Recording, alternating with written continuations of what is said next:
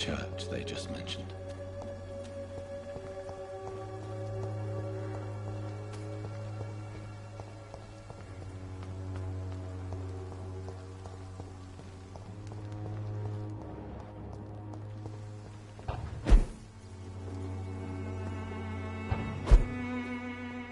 It's locked.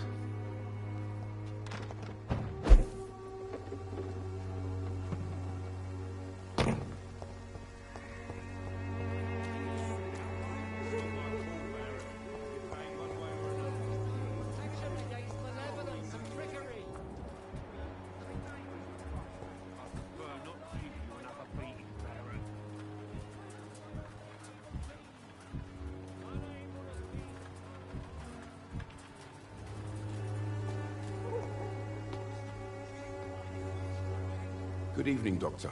Can I help you?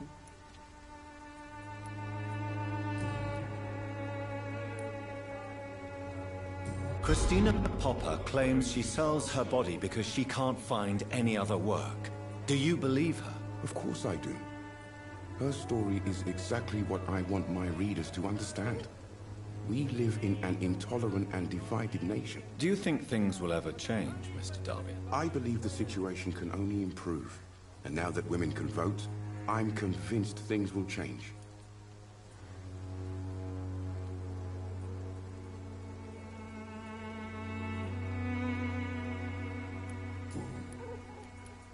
I heard you're investigating an underground medical dispensary in Whitechapel. What do you know about it? Not much, I'm afraid. They are wary of strangers, and I'm not really an acquaintance of theirs. Why do you care?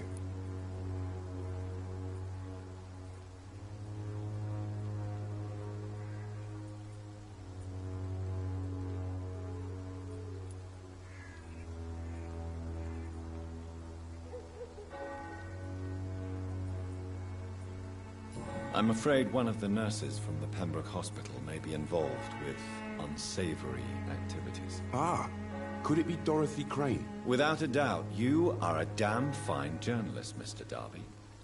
What do you know of her accomplice, a man named Darius? I don't know much about the man. He's very cautious. Never goes out. Doesn't seem to have any friends or family.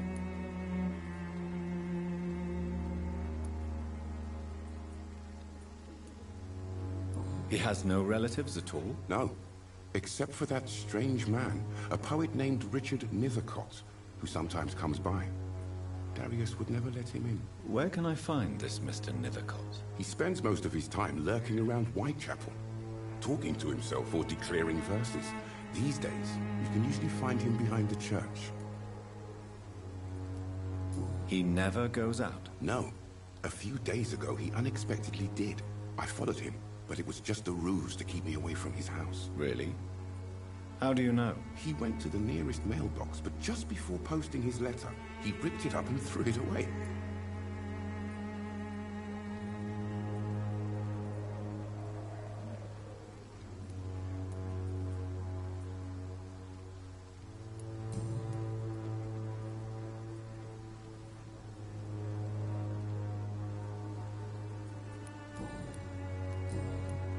Goodbye, Mr. Darby. Farewell.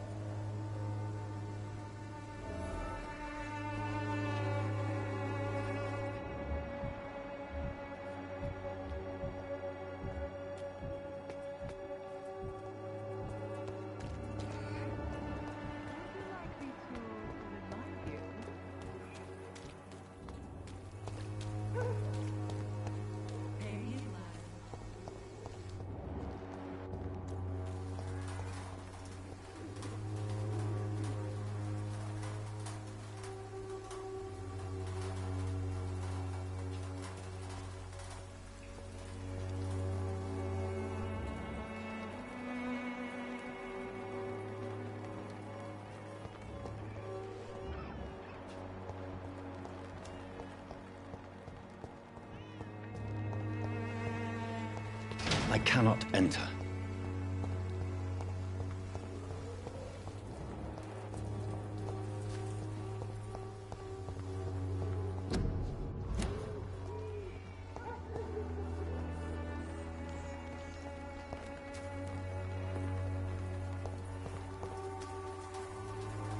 Hello again, miss.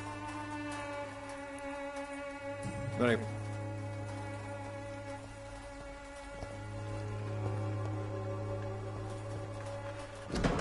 The content of Darius' letter to his children could give me more leverage to enter.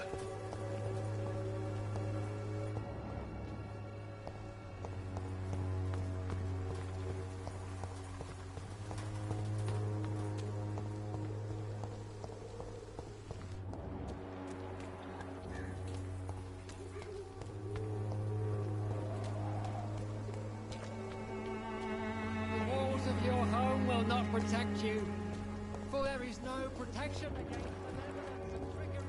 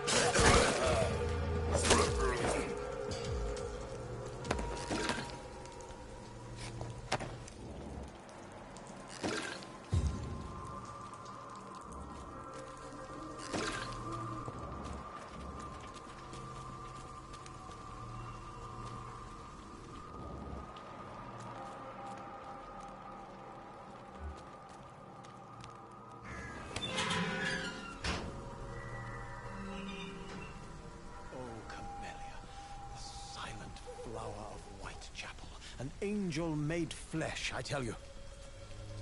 Good evening, sir. I'm Dr. Reed. I would like to ask you a few questions. Please be my guest. Although I may not be the best informant regarding this part of town, my words speak about that which the eyes cannot see. Really? Are you an artist of some kind? I'm a poet, sir. Richard Nethercott, at your service.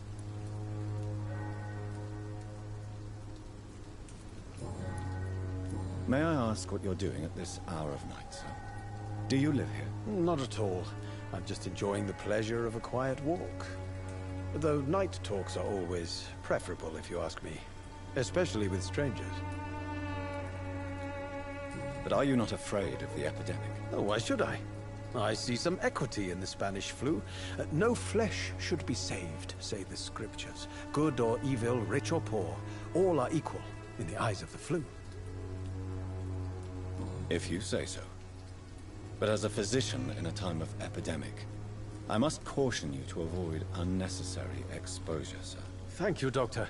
But we both know the seeker of truth has to go boldly where the weak dare not.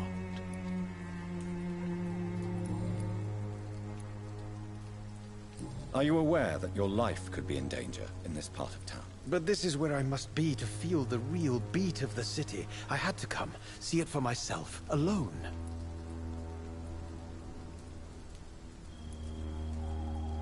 I understand your need for solitude, but it's not safe around here. I don't care.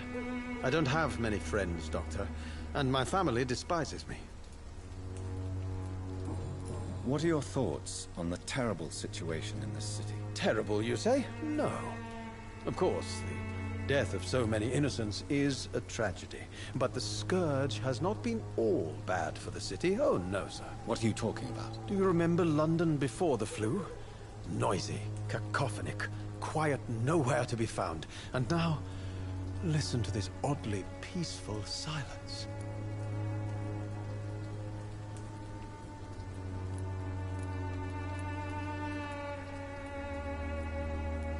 Yes. The enjoyable silence of the grave. You have a unique perspective on the situation, I must admit. Most people fail to understand my perspective. I don't blame them. But how could I call myself a poet if I veiled my feelings? But this is... If some misfortune came upon you, who would be here to help you? Well, you, for a start, my dear doctor.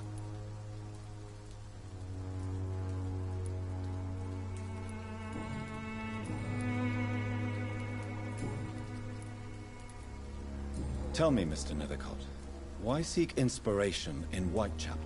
The place is not beautiful per se, but how to explain it? Stirring and challenging.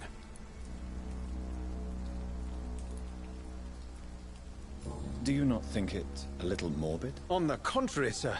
Whitechapel is full of life, full of beauty. Just like my dear muse, the wonderful Camellia. What can you tell me about Camellia? Not much. And that's the beauty of it. She can't speak, you know. She's a locked mystery who exhales kindness and sweetness.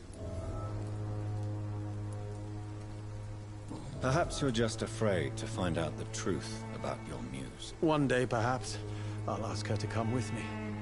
But will she still be my wild flower of Whitechapel if she moves uptown? And have you ever tried to learn more about her? Where she lives? How she survives? Whom she may know? Maybe I prefer she remains an enigma. Reality can be so dull, don't you think? In what way, exactly? The struggle by gaslight, the barren smiles and the arid hunger under the rain. If you say so. Such vibrant antagonism and vivid paradox. The stripped humanity raged across each street. Vivid, of course, yes. And what about the poignant distress? Oh yes, the poignant distress. You see what I mean, don't you? That's what I want to write about, and that's what Whitechapel is made of. Did you know the Mute Florist is a member of a secret society? No, I didn't. But I thank you for this information, sir. For it only enriches the mystery surrounding the precious Camellia.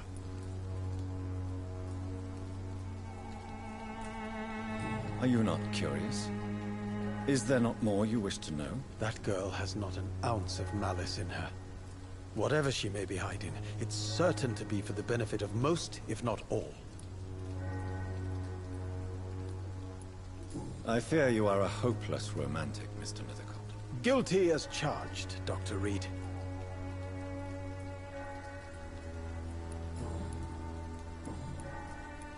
May I ask you a few questions about the district? Extraordinary part of town, is it not? I'll be glad to help you, if I can.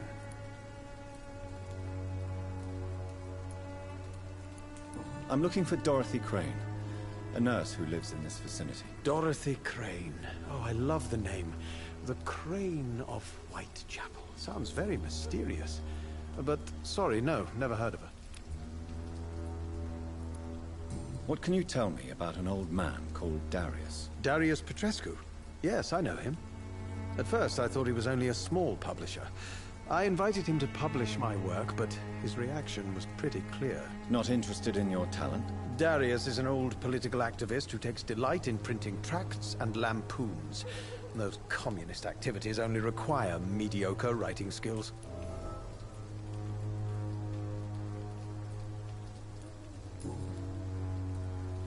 I'll leave you alone, sir. Darius is a bit less of a mystery now. It should not be that difficult to incite him to let me in.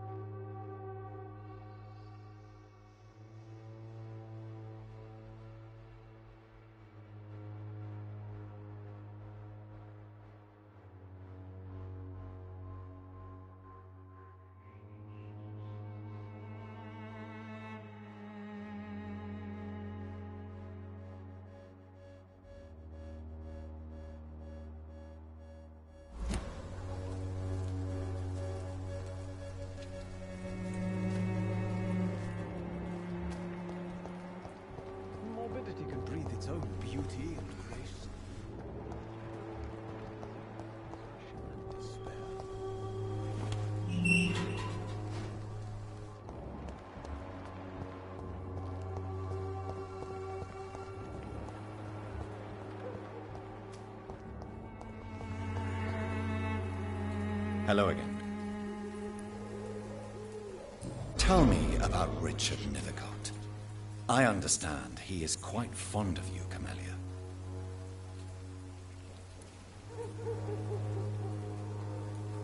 Very well. Goodbye.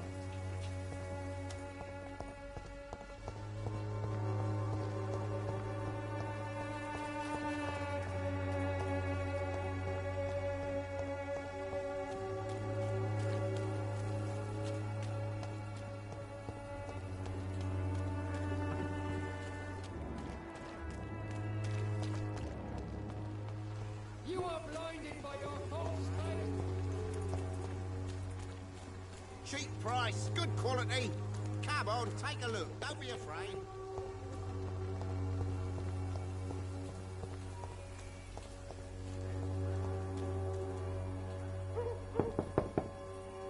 Mr. Petrescu, just 1 minute, please. You again. Go away. Sir, wait. Stop this nonsense. I know Nurse Crane is here.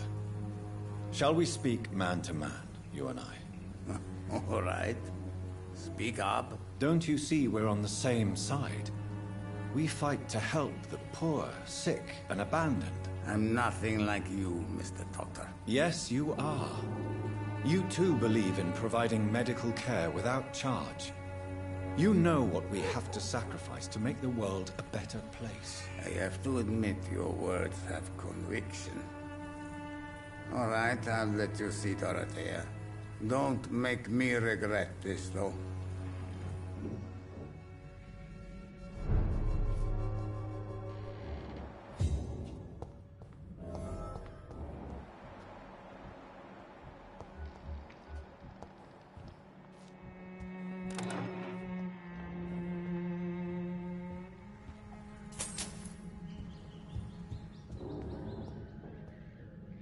If you want to talk to Dorothea, you must go across the courtyard and take the stairs. We've not been formally introduced.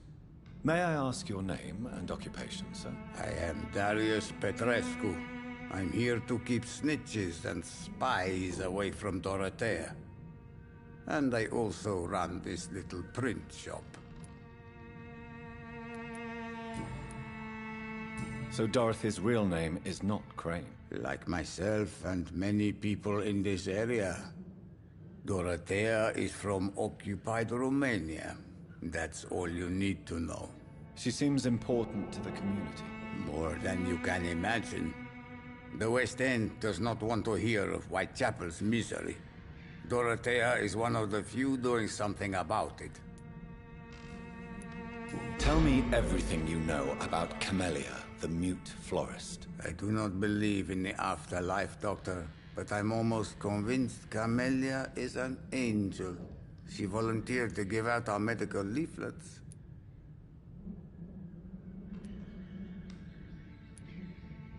Who is she, really? Do you know where she's from?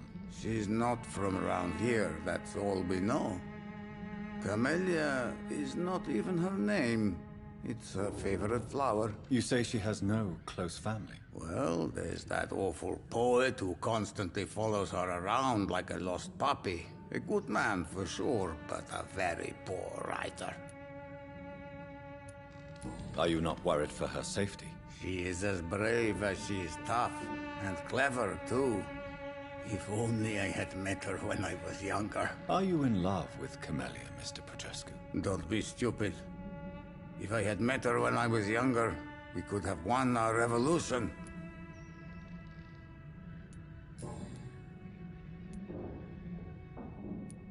Tell me everything you know about Camellia. I do not believe in the after.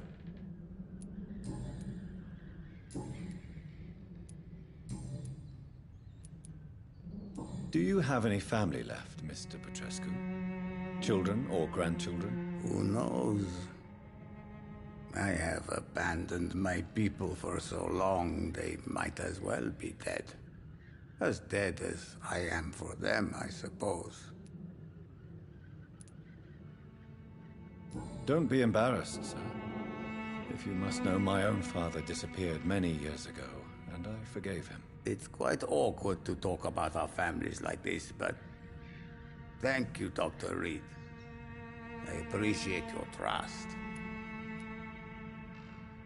This war won't last forever. Did you ever think of returning to your country now it's free? No. I have taught strength and determination to my sons and daughters. I'm an old, dying man who only has memories of better times to cherish.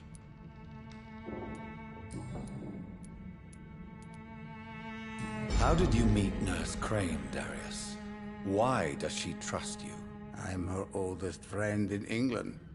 Dorothea and I share many ideas about this country and about the country we left. You mean occupied Romania, don't you? Even if not directly, I fought against your enemies. Really?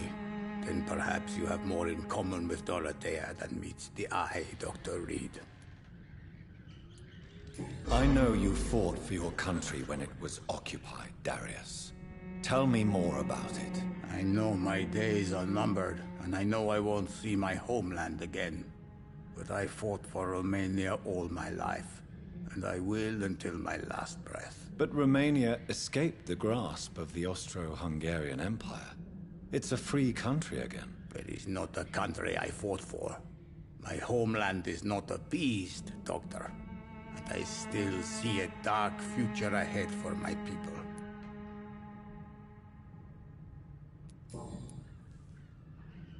Goodbye, Mr. Petrescu.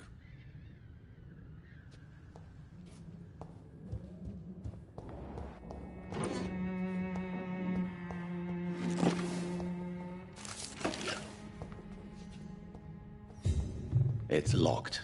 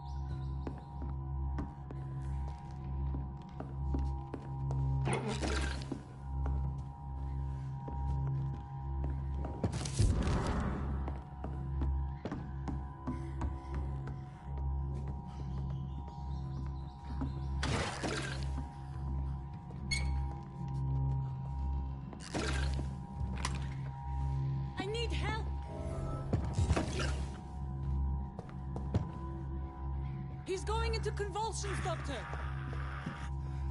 What do we have here, nurse? Patient Razvan Vasily. High fever running on 3 days.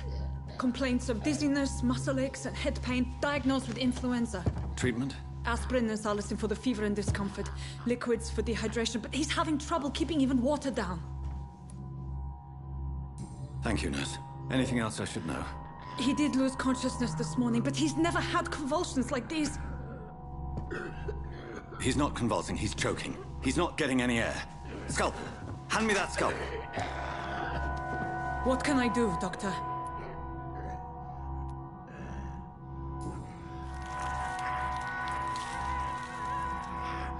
I need to perform a tracheostomy. Short pipe. That rubber tube will do. We're going to cut a passage for air through the neck. Yes, Doctor. He's breathing again, but he's coughing up blood. Internal hemorrhaging. I need to make another incision into the chest cavity to drain the fluids from the lung. Prepare another tube. A thoracostomy. Doctor, we've nothing to fight the infection. We need an aseptic environment.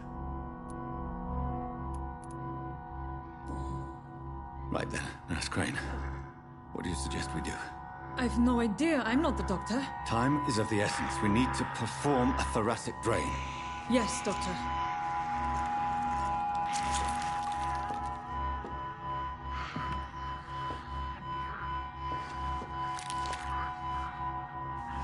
He's still bleeding, Doctor. I'm losing his pulse. The drain must have punctured the intercostal artery. There's too much blood. Are you all right, Doctor? I can't see.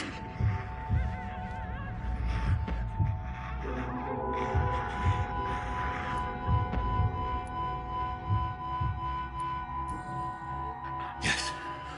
Yes. I have this, nurse. Allow me to finish the procedure alone. I need the room. I'd prefer to stay and see this through. This is my patient, Doctor. I have needle and thread for stitching the wound.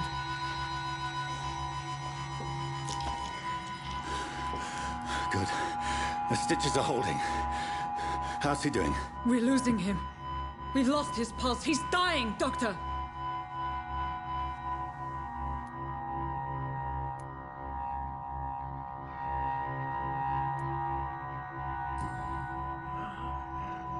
A dose of epinephrine, now. Yes, Doctor.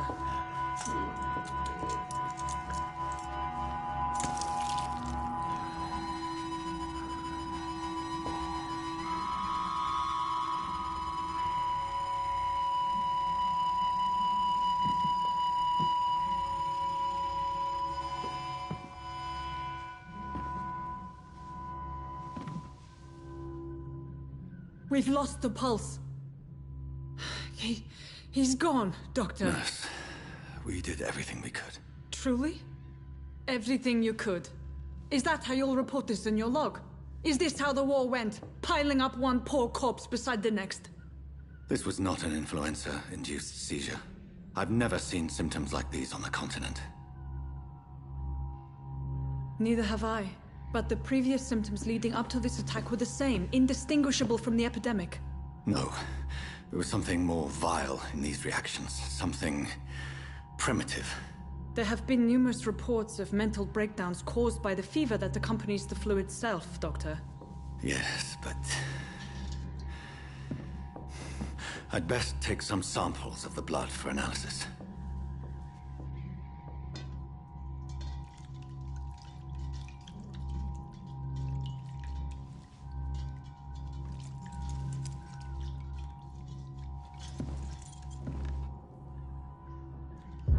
You're here to test my bedside manners.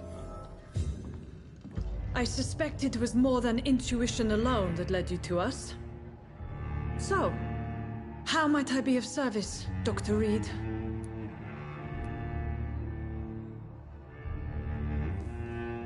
Your heart might be in the right place, but you can't carry on with this blackmail. For God's sake, Dorothy, it's extortion. It's a serious crime. Doctor, you think your warnings scare me?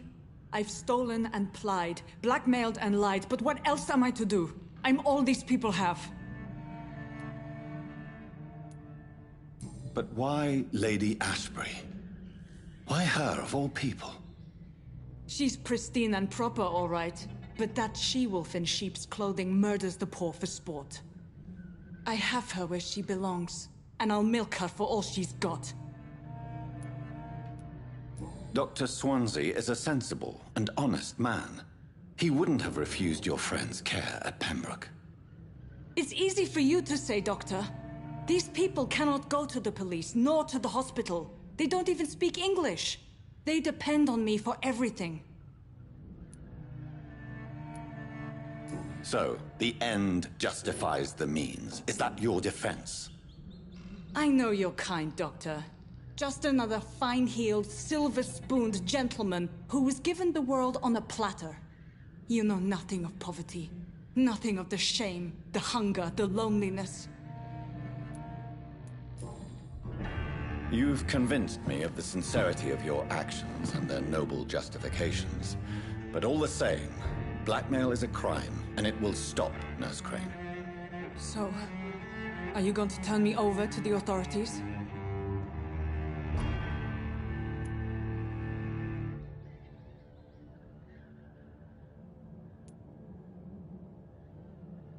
Listen very carefully, Dorothy.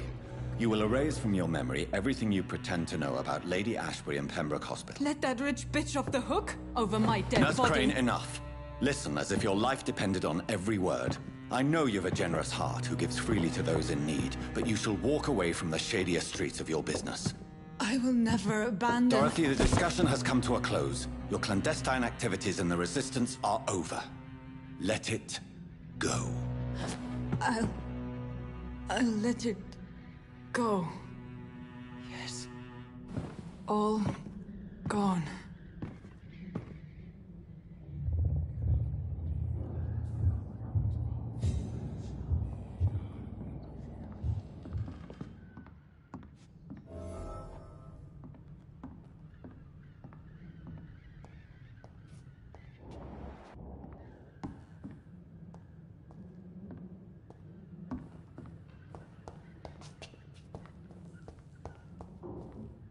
It's locked. It's locked.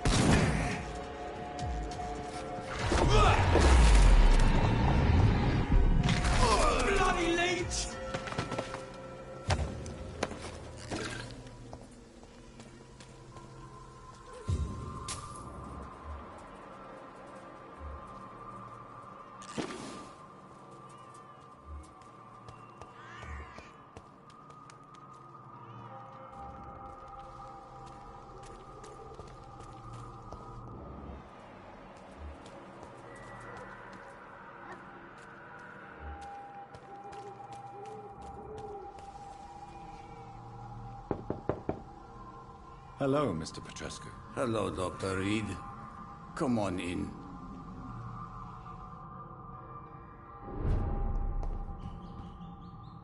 Yes?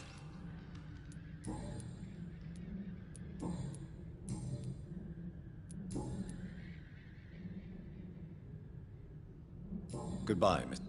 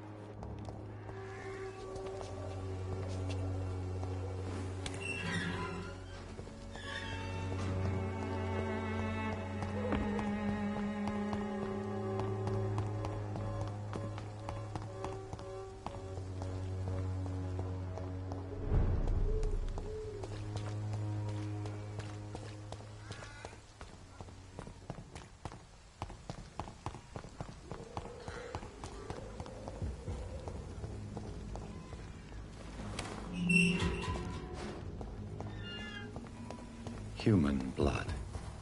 Whoever left these marks did so deliberately.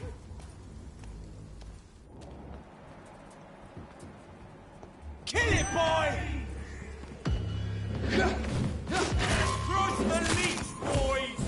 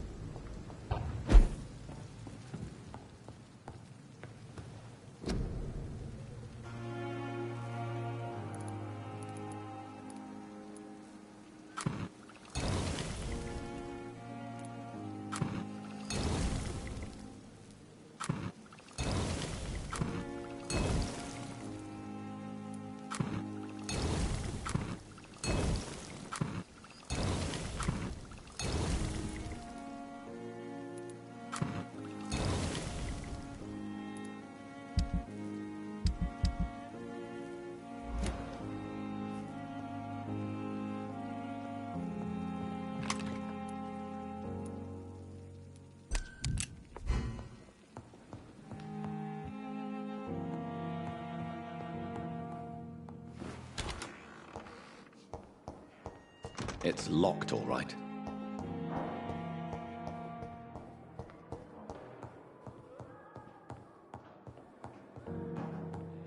Not now. Please come back later.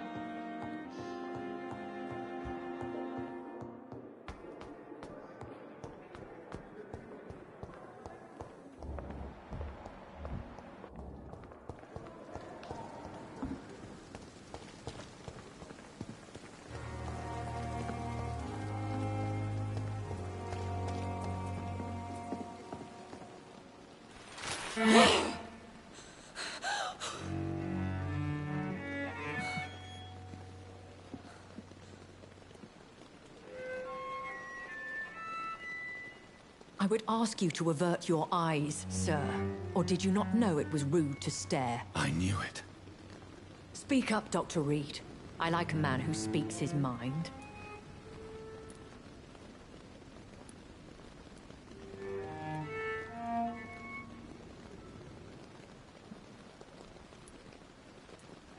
You killed him. He trusted you. And you killed him. Spare me your sarcasm, Jonathan.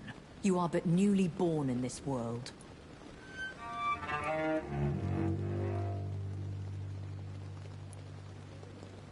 We are vampires. We live by leeching the blood from weaker prey. We are Darwin's next chapter. His cynical and perhaps ultimate expression. The situation is somewhat awkward nonetheless. I have not been observed sustaining myself for many decades. I have to say I'm a trifle embarrassed. Anyway, I have concluded my inquiries concerning your blackmailer. I see. Please excuse my agitated state. Under normal circumstances, I wouldn't let anyone see me in this condition. The case is closed, your ladyship. The person who took advantage of you has, shall we say, seen the error of her ways. So who was it? My lady, the blackmailer was dealt with using the utmost discretion. The culprit's identity is of no relevance. Thank you, Jonathan. That is exactly what I needed from you. You have proven your loyalty, so, as a friend, please accept this small token of my appreciation. Thank you, my lady. If you have an inclination to learn more about vampires or your current situation, I will be glad to aid you in your quest for knowledge. Why does Dr. Swansea allow you to feed on the patients of the hospital? Dr. Swansea is a good and compassionate man. He is trying to find a solution for our hunger. Until that happens, he is clever enough to understand that I only feed upon the dying. What do you know about this Brotherhood of St. Paul's Stole? The Brotherhood is well known amongst London vampire society. As long as our kind is discreet, and as long as they do not interfere, we have come to a mutual understanding. And no one suspected you of the murders? As you well know, suspicion has recently fallen on me of killing for pleasure. But you have my word, Jonathan. I take no pleasure in taking a life.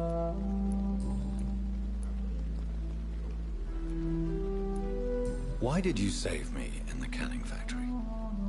I could hardly stand by and watch such a promising young blood as yourself be torn to shreds by some gutter scalp.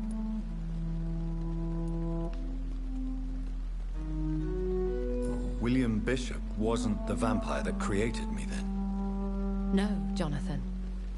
Whatever their strength and demeanor, Skulls are the progeny of careless vampires. It cannot be the other way round.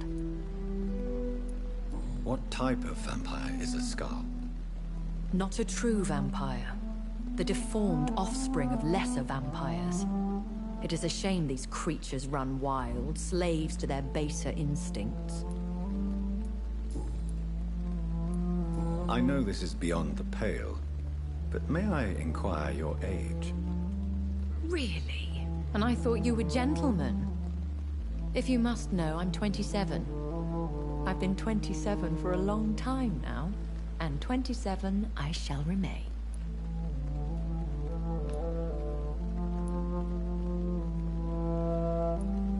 Very well, but I believe there is more to this than you are saying. A lady has to have some secrets. And who bestowed upon you this eternal youth? My maker. He left this isle a long time ago.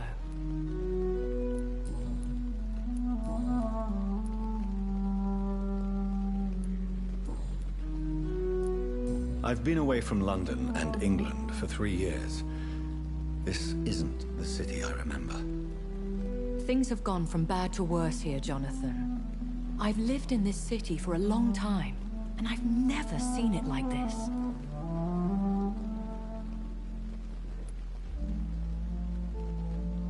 The Spanish flu has hit London that bad. Yes, but it's not just that. I've heard things. Things I've not heard for a very, very long time. There are whispers in the shadows. Something far worse than the Spanish flu is here in the city. What is it you fear? Fear has long since flown this form. But there is something malevolent circling us. I feel fear is merely waiting in the wings. When I awoke, changed, I was chased and attacked by vampire hunters.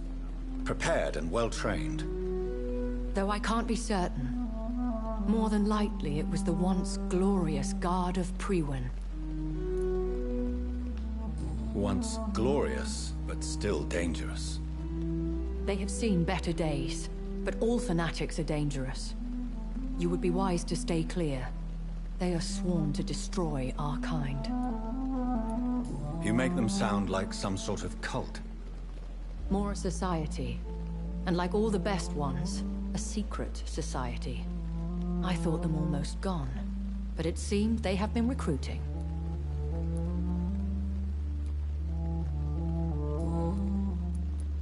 Are there many vampires here in London? Immortals are of a rare breed, and we often tend to hide. But you may occasionally meet some of us at night. Do you know any of them? Have you an idea of the identity of the vampire who attacked me? You mean your maker? No, Jonathan, I have no clue. But I fear he or she is as careless as cruel. To let you discover your new condition by yourself. What do you mean? Every now and then, you may discover an immortal in the deep of the night. But we are a rare and reclusive breed.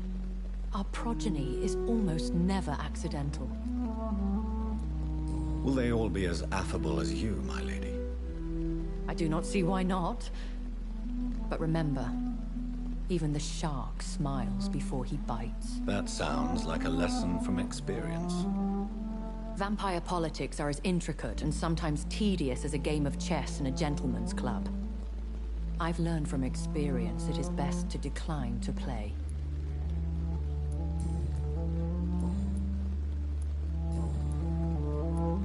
I've been hearing a voice talking in my head. Is this some kind of insanity? It feels like the voice of the vampire that created me. Hush. Tell no one this. It would be unwise to talk of such things amongst British immortals. Speak no more of your maker.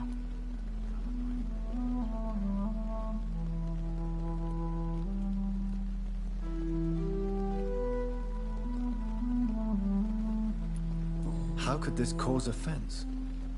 Only the powerful immortals can mentally call to their progeny. No vampire or hunter will sleep easy, knowing that an unidentified elder is stalking the streets of London.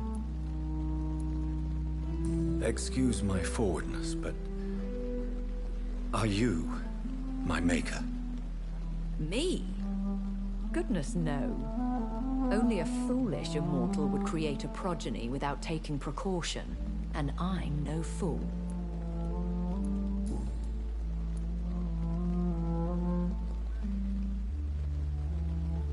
I don't understand. Why was I created and then left for dead? That is a question only the one who made you can answer. It's not normal practice. I doubt even if you find him, he will answer you, considering how cruelly he treated you.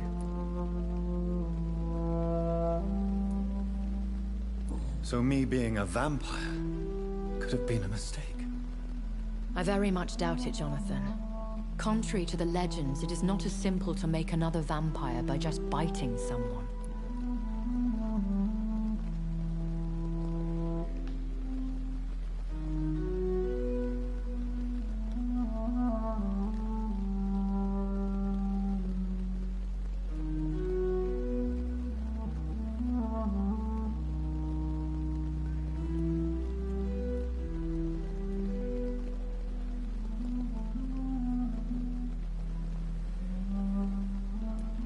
I'd like to avoid creating another vampire by mistake anyway.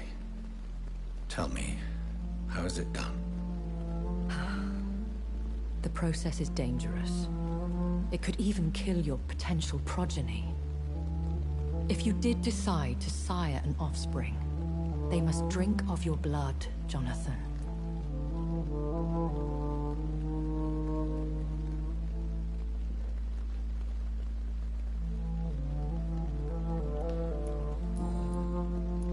A vampire? Is that what I am? What we are? Such a crude word, defined by penny dreadfuls and drunken hacks. No. You are now an Ekon, and that you shall remain.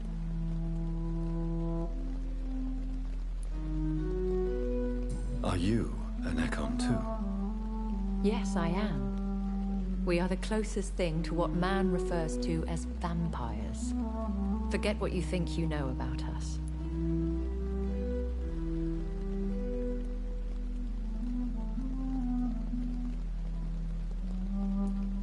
So we are Ekons.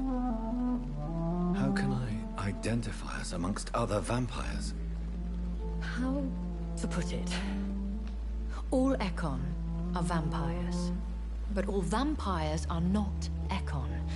We are but a branch of the immortal tree.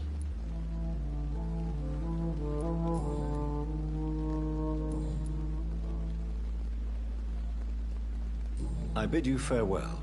For now, my lady. I must quickly analyze the blood I took from Nurse Crane's patient.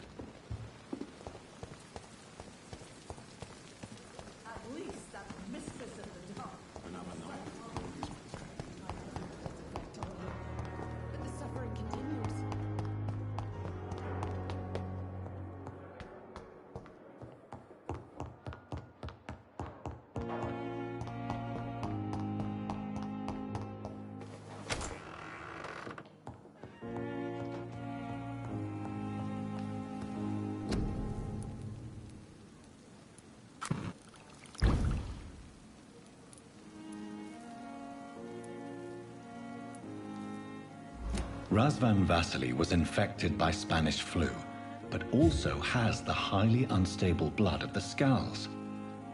Is the London vampire epidemic transmitted through the flu? I should talk to Dr. Swansea about it.